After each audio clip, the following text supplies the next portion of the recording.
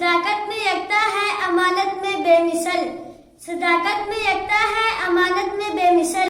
मोहम्मद की सीरत है रोशन चराग, मोहम्मद की सीरत है रोशन चराग, अंधेरों में देती है राह की आग।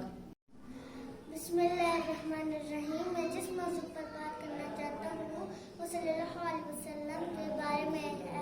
आप सल्लल्लाहु अलैहि वसल्लम ने इंसानों को इंसानियत सिखाई, बच्चों को प्यार मोहब्बत से पेश आए। वो शहरे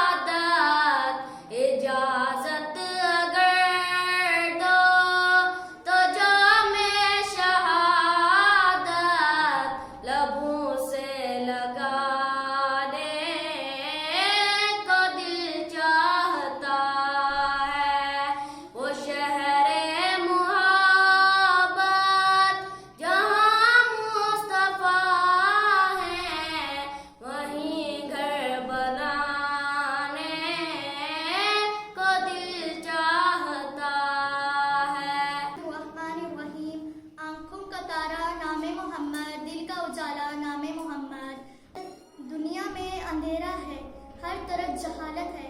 लोग बेटियों को जिंदा दफन कर देते हैं। इंसान को पानी पिलाने पर कत्ल कर दिया जाता है। ये अरब का देश है। फिर अल्लाह ने इंसानों पर रहम खाया, अपने महबूब को देने का फैसला किया।